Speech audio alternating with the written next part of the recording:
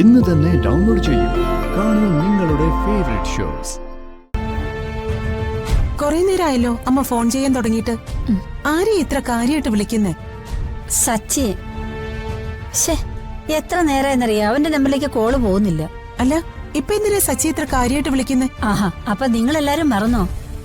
എടി, ലോനപ്പഞ്ചേട്ടന്റെ ബാക്കി പണം കൊടുക്കണ്ടേ? ഓ, അതിന് സച്ചേട്ടനെ വിളിച്ചിട്ട് എന്താ കാര്യം?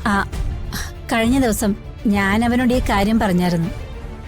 വണ്ടി ഓടിച്ചതിന് കുറച്ച് കാശ് അവ സൂക്ഷിച്ചു വെച്ചിട്ടുണ്ട്. ഇപ്പൊ അവന് വലിയ ആവശ്യമൊന്നും ഇല്ലല്ലോ, അവൻ തരാന്നും പറഞ്ഞു. അതെ, എന്നാ പിന്നെ ആ ബിജിക്കുട്ടനെ വിളിച്ചു നോക്ക്. അവനറിയാം സച്ചി എവിടെ കാണൂന്ന്. ശരിയാ. ഞാനതങ്ങ് മറന്ന്.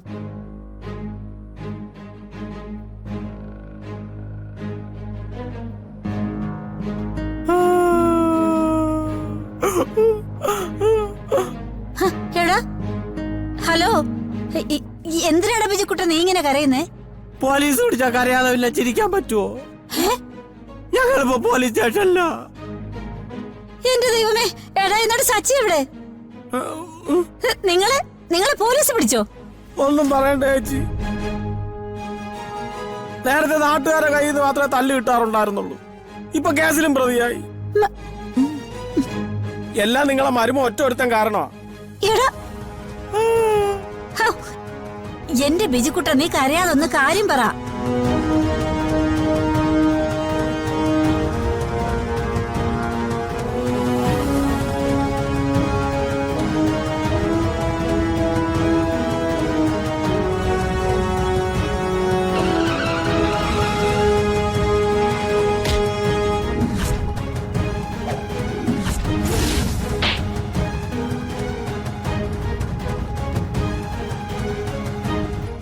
അവന്തിക എന്ന് പറയുന്ന പെണ്ണുമ്പുള്ള ഒറ്റ ഒരുത്തിയാണ് ഈ പ്രശ്നങ്ങൾ മൊത്തം ഉണ്ടാക്കിയത്. അവന്തിക? ഏതോ ഒരു ഡോക്ടർ വരുന്നെന്ന് പറഞ്ഞായിരുന്നു. ജാമ്യം എടുക്കാൻ വരുന്നെന്നാണ് നിങ്ങളെ മരുമകൻ പറഞ്ഞത്. അഥവാ ഇനി വന്നില്ലെങ്കിലും ഞങ്ങൾക്ക് വേണ്ടി ഒന്ന് പ്രാർത്ഥിച്ചേക്കണേ. എന്നിട്ട് സച്ചി എവിടെ? ഒരു പോലീസുകാരൻ വന്ന് അങ്ങോട്ട് വിളിച്ചോണ്ടുപോയി. എന്തിനാണോ എന്തോ.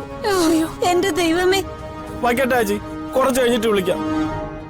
അയ്യോ ദൈവമേ, ഈ മൂദേവി എന്റെ കുഞ്ഞുങ്ങളെ ജീവിക്കാൻ സമ്മതിക്കത്തില്ല. ഞാൻ എന്താ ചെയ്യേണ്ടത്? ആരാ? നിന്റെ ചേച്ചി. ഇത്രയൊക്കെ നമ്മളോട് ചെയ്തിട്ടും അവർക്ക് ഇതുവരെ മതിയായില്ലേ? അഹങ്കാരം കൊണ്ട് തലയെ ചവിട്ടാനാണ് അവരുടെ ഭാവമെങ്കില് ആ കാലങ്ങ് വെട്ടിക്കളയണം. അതാ വേണ്ടത്. അമ്മേ, നമ്മളെന്നാ പോലീസ് സ്റ്റേഷനിലേക്ക് പോണോ? ഏതോ ഡോക്ടർ വന്ന് ജാമ്യം എടുക്കുമെന്നല്ലേ ബിജിക്കുട്ടൻ പറഞ്ഞത്. അയാള് വരുമോ നോക്കട്ടെ.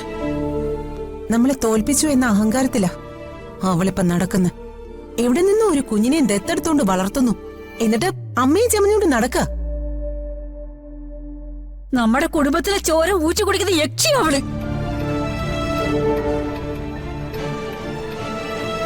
വീണ് കിടക്കുമ്പോ അവൾ എന്റെ കുഞ്ഞുങ്ങളുടെ തലയിലെ വീണ്ടും ചവിട്ട് താഴ്ത്തുകയാണല്ലോ ഈശ്വര.